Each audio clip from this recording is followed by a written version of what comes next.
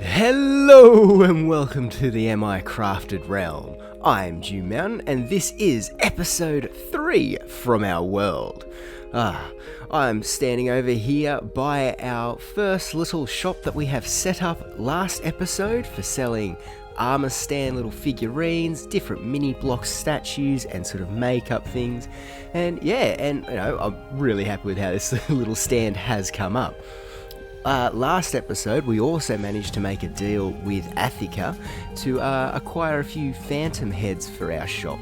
And I've heard from him that he's feeling a little bit tired, so I think he's been staying up trying to see if he can get a few of those a little bit early on. But as you can probably see, if you've got the keen eye, behind me there is a nether portal. There is also a netherite pickaxe, which is not our greedy toot, which I'm actually kind of hoping it won't lose its name when we rename it. But what's been going on? So over the weekend we did our first live stream from this realm. Well, when I say we, I mean myself. The other two have already streamed from here. And we went into the nether, to which we sort of explored around, found a bastion pretty close to our sort of spawn area, and we made a little bit of a competition about mining up some netherite. Now, I do have a little bit of the footage there from us explaining the rules and the outcomes, so what I think I might do is just insert that here. Here's what I'm thinking. I've just marked out 4 different pathways. Let's each pick one, and then just keep mining straight. See who can get the most netherite. 1, 2. What, the next one's right here? Yeah, so 2 of us will go in this direction, 2 of us will go in the other direction. You didn't want to separate these a little bit more? Like, it's quite a lot. Not very much of a gap. So we don't run into each other, so we're not fighting for each other's stuff that we find. Alright. The nether, we're going to be looking left and right at each time. Alright. Alright. Well, so we all sort of just move to where our things are. Yeah. I already said to you before, I'm going this way. Let's count in. 3. Hold on. Should we make a wager? No. This mountain always wins. Okay, you and I. I'll put up 2 diamonds. Alright, I'll match it. Alright, so winner gets the 4. Alright, I'm in for 2 diamonds. Alright, so we've got 6. Okay, we've got 8. Winner gets 8 diamonds. Everyone's got to put 2 in. Alright, 3. How long are we going for? How long do you guys want to go for? Let's do maybe like an hour as a good actual length to actually find some. Yeah, I think an hour. Alright, I'll set stopwatch is ready. And we just stick straight?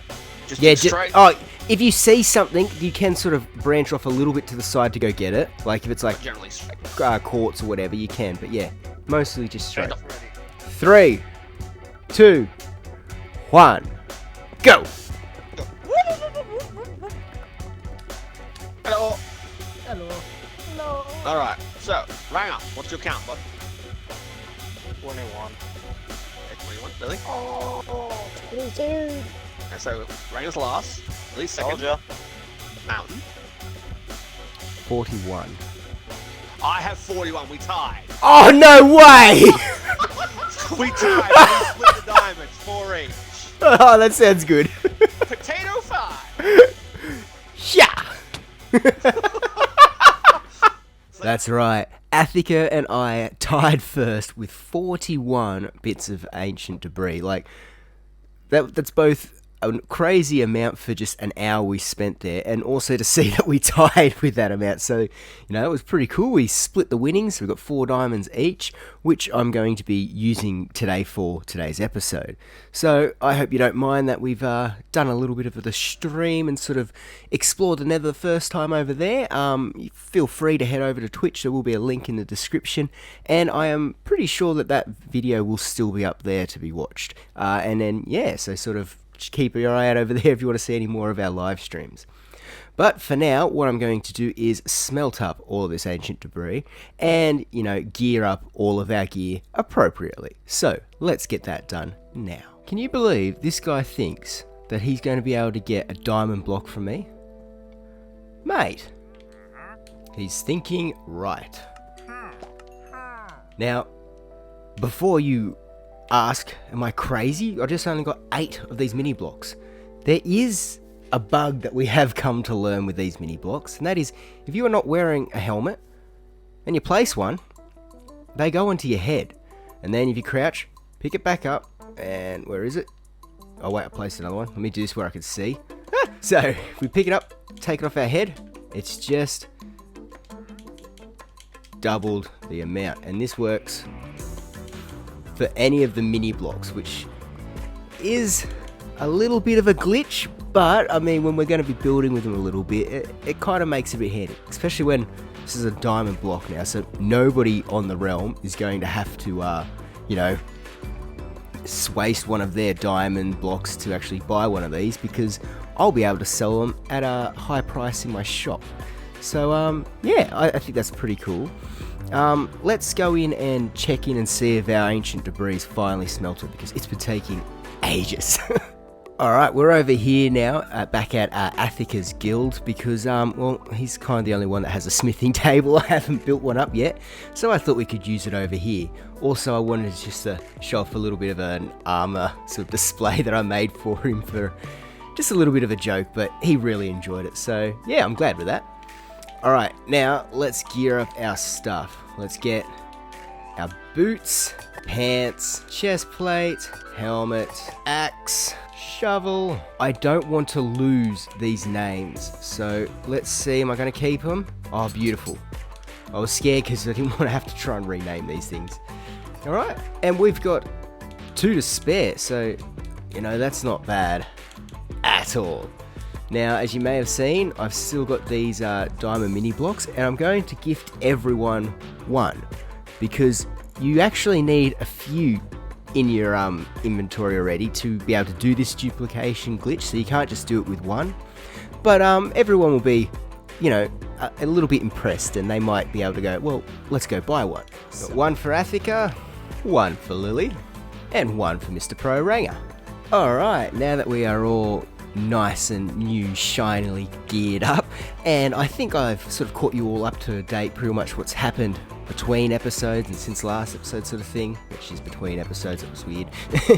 I think we're going to just get on to what we're doing today, which is a bit of farm work. So with some redstone, that sort of stuff, to be able to help supply for our shop, because we're going to need some leather to make, you know, the clothing for our armor stands, our little figurines and all that sort of stuff. But we're also going to need a bit of wool and some coloured stuff there, as well as, you know, some bamboo, and I also want to get in the honey market. So there's a few little small farms which we can now build since we've gotten, you know, quartz from going into the nether. Now, if I spin around here, you can see that I've marked up a little bit of a pathway and built ourselves a little pen for some cows. And now what I want to do over on this side is build up the little, you know, the farmhouse for the cows. But what we're going to do first off is we're going to make ourselves a bit of a cow cooker. Now, on Bedrock, we can't use entity cramming to sort of just have them pack kill themselves off. So what we've got to do is build up a little bit more of a sort of a stacked system where we breed the cows on top and let the babies fall through. And then once the babies grow up, then we can kill them off with a bit of lava. So I'm thinking that we're going to build this over here. Now this space over here looks perfect enough for me to put in our own little very small sugarcane farm over in this section here, while also making use of our bees and trying to get a bit of a honey farm just up and over in this section here. Maybe even pushing off just to over here. Oop, we'll place the flower. And yeah, so we can lead off into that cave eventually. I don't know, nobody's really adventured into there yet, and I don't think we plan to at this moment. Now, if we've got time, I would like to do a little bit of a deforestation over here and set up a section for us to put in some sheep farms. So where we have all the sheep wool being sheared off, and yeah, it makes it easier so we've got a whole heap of wool. Now, we might sell that, or I have heard that Lily is setting up a sort of a dyes and colourful shop. So we might even be able to make a deal with her to sort of, you know, give her the goods of the wool and then maybe get a little bit of the profit. Who knows? But that's the plan, and what we're going to be needing is hoppers. A lot of iron for this, and we're just so happen to be lucky that if we spin around, you can see up there on top of the hill is Mr. Pro Ranger's iron shop, the Iron Tree. And I think that we will be heading right up there after I go and collect my diamonds to purchase ourselves some iron so we can make the hoppers and get a start on, I think we'll do the cow farm first because it's got the most space sort of cleared out for it. And then yeah, we might just work on. So let me collect up some diamonds. That should be enough. Oh yeah, you guys might have also noticed that we've decorated spawn up a little bit. So I came through and put the same sort of path that I've got over on my side of the bridge over here. And Athica and that, they've gone around, done some lovely decorating around this place. It looks really, really cool. I love Athica's little pathway up here and the dark oak tree. It really ties in our little spawn town. I'm loving it. It looks so good. Alright, on our way up to the Iron Tree. Alright, so as I said, we don't have any sort of indication of prices because of, well, you know, Bedrock being Bedrock. But we know that in the Discord chat that it is 3 stacks of diamonds, 3 stacks of iron for 2 diamonds. So I'm going to get, that was 6, so that should get me a stack of hoppers, and I think that's enough. So, does that book and quill have anything? Because that also might be, no, okay, that is empty. Alright, so I'm going to put my 2 diamonds in there to pay for our bit of iron from our lovely homegrown supplier. Alright, let's sleep and get this cow cooker started. Before we get started on making that cow cooker, let's quickly go and give Mr. Pro Ranger those other 2 diamonds that we owed him, because we bought 6 stacks, not 3. Come on, Mountain, it was 4 diamonds, not 2. Alright, let me go pay my debt.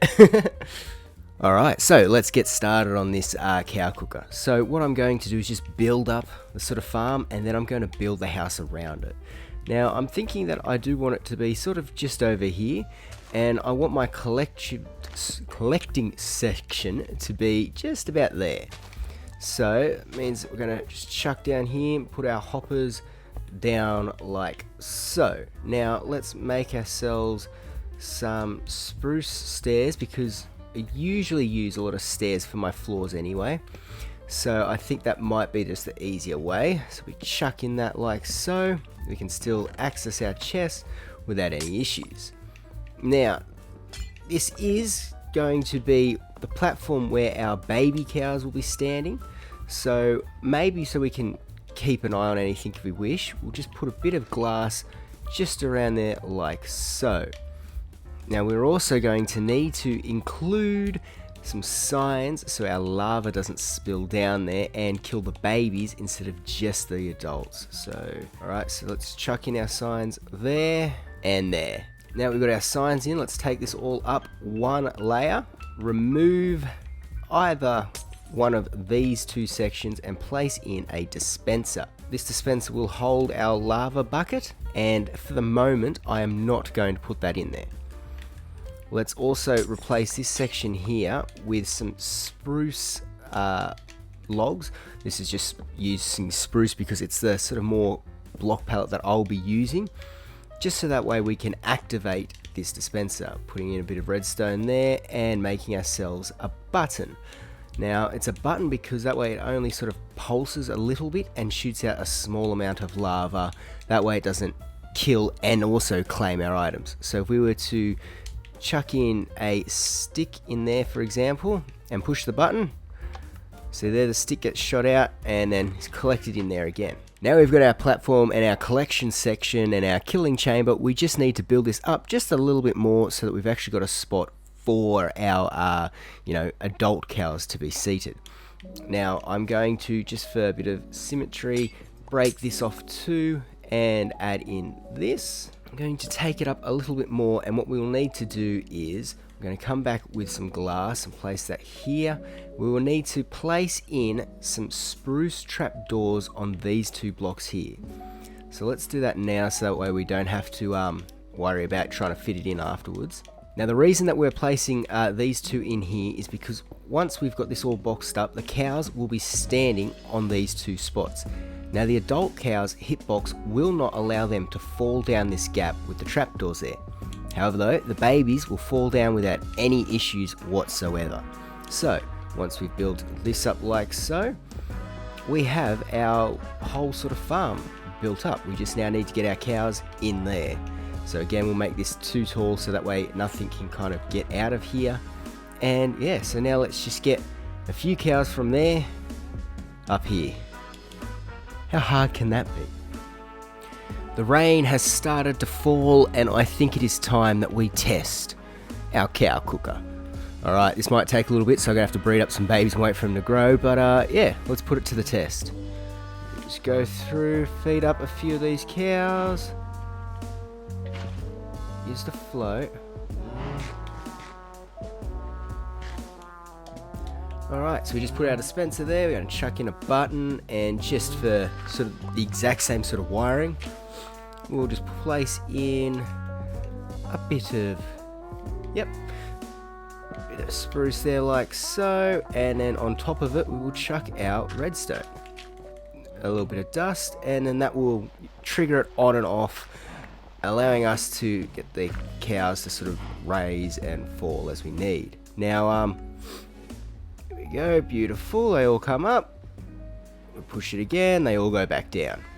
Now obviously we can change that once we get the flooring in and everything like that and set it up right and actually have a proper way up and down to this thing. But until then, this is a working farm. We've completed our first task of the day.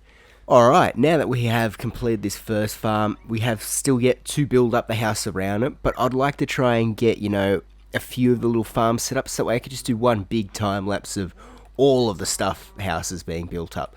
So the next one I'd like to do is take up just a bit of this iron, and I want to build ourselves a sugarcane farm. Now it's not going to be an amazing sugarcane farm, and it's not going to be a lossless sugarcane farm. It's just going to be something nice and simple, and I'm thinking I'm just going to put it probably right here.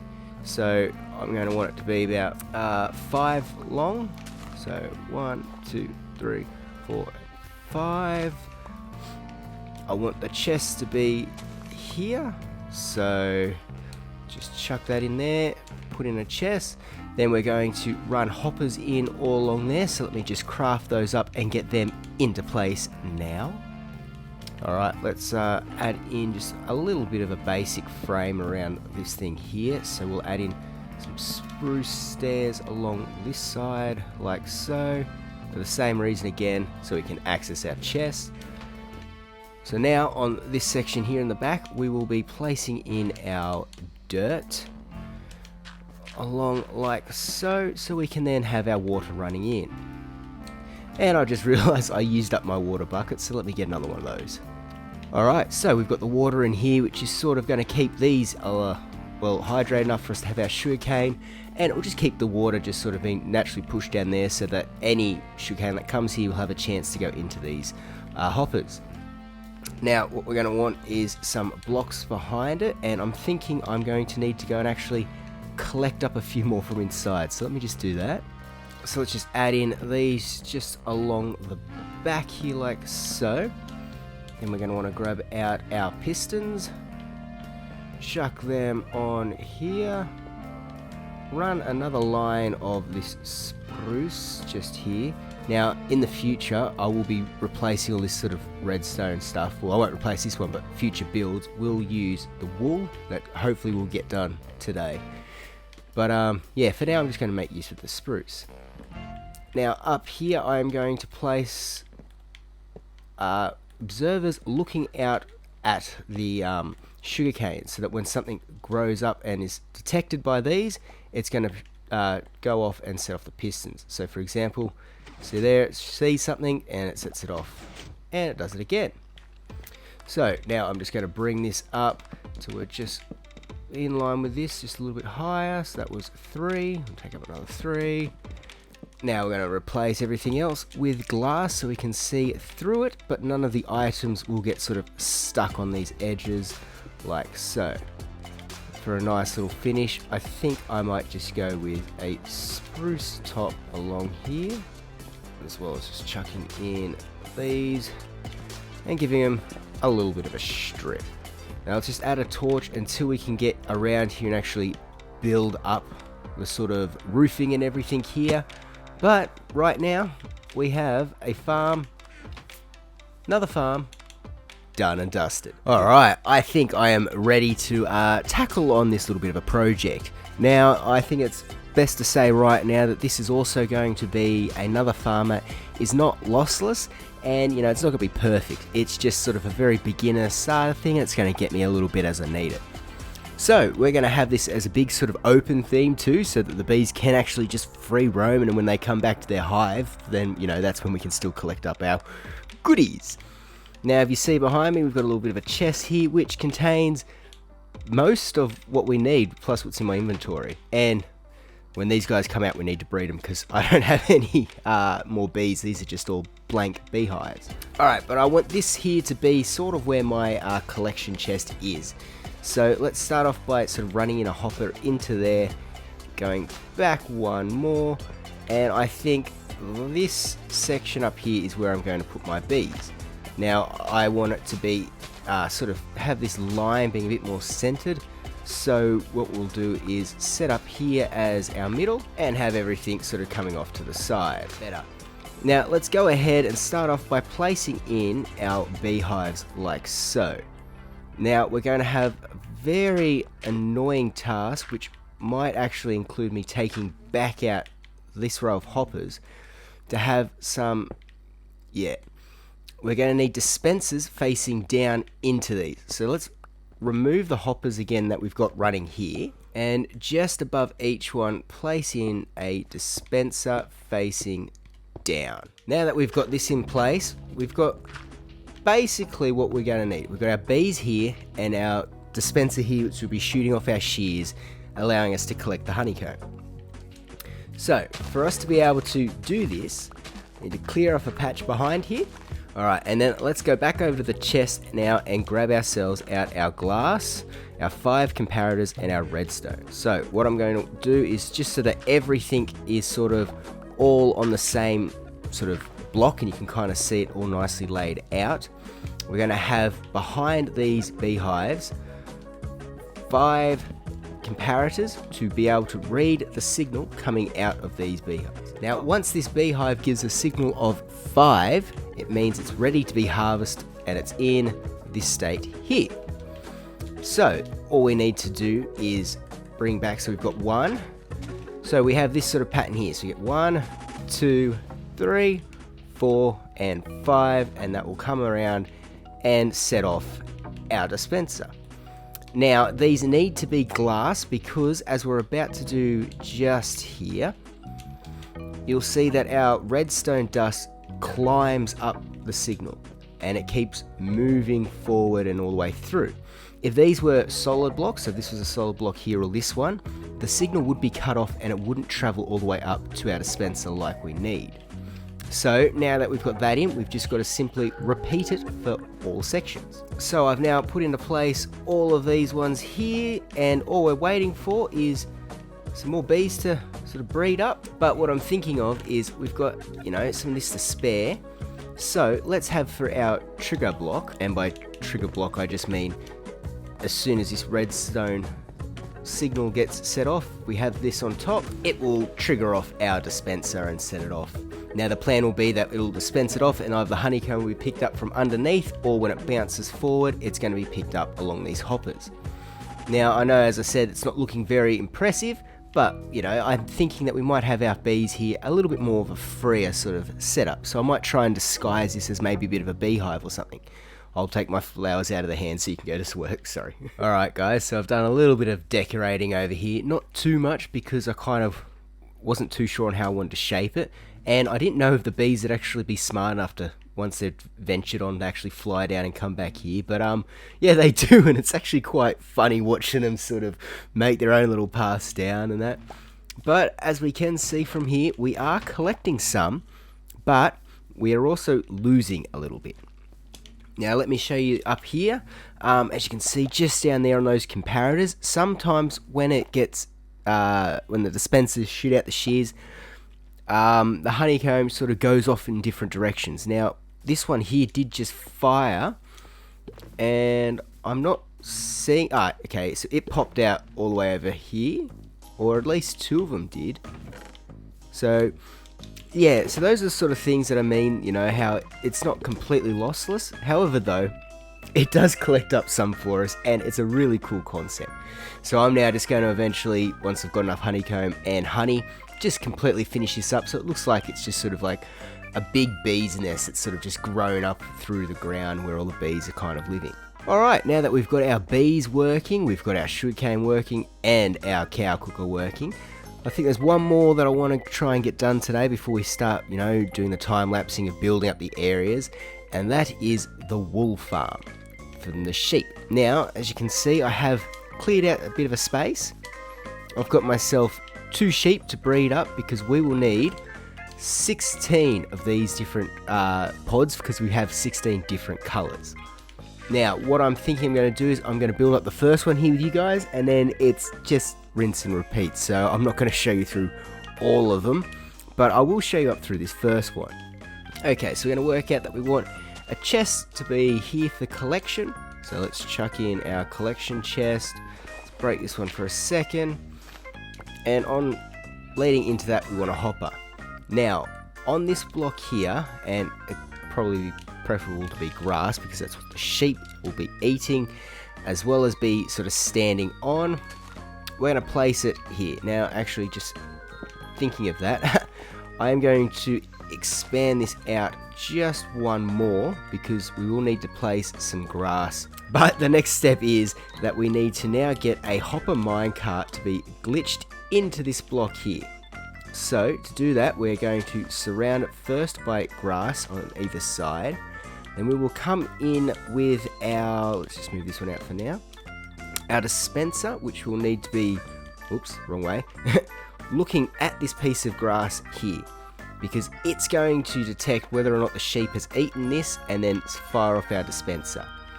So now that we've got that into place, let's quickly chuck down a rail like so. Then we can get our hopper minecart and push it and glitch it into our block.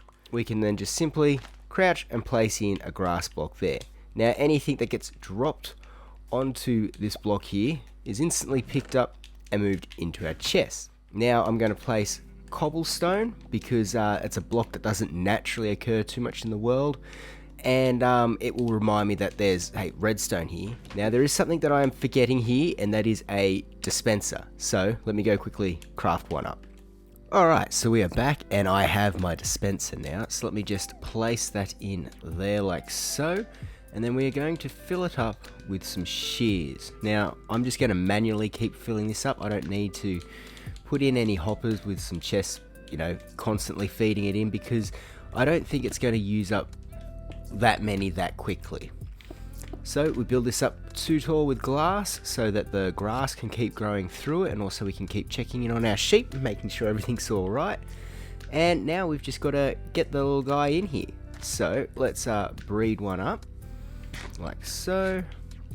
Now the first one we'll do is just the white one, but otherwise we just get the baby, dye it, and then because the baby's not in the lead, he's going to follow us up here and hopefully fall down that hole. Come on, mate. There we go. Now what we'll do is we'll just top it up, and he's in there nice and happy. He's not going to suffocate when he grows up or anything. He'll still be able to eat his grass. And yeah, it's so much easier to do this with the baby sheep rather than try to do it with adults. Now what I've also done is gone ahead and sort of placed out where all the other sheep are going to be, and I would like to try and place, I've got a few of them already, some of the different coloured sheep heads along sort of to represent where they're going to be. Alright, but I think, you know, it's pretty much now rinse and repeat, so I'm going to get all that done, and then I'll bring it back in to show it all off before we kick off into a time lapse. Alright, I'll catch you later. Alright, so as you can see behind me, we have all 16 of our sheep nice and cozily in their pods. Now, as you can sort of tell, I've been a bit AFK here and made some friends with some of the local parrots that just would not leave my sheep alone. We managed to get a few more of the little mob heads for the sheep, different colours in here to go in. Now, from everything in this video that I've been saying leading up, it'd be like I'd be getting ready for a time-lapse of all these builds. However, though, I have now actually sort of done a bit of editing and gone through while I was AFK here to collect up some wool, which, you know, we have done fairly well. The white wool has collected some from there, but everything else, as you can see, we're nearly on 2 stacks with most things, if not already onto our 3rd. So I'm really happy with how this farm works. It's super simple.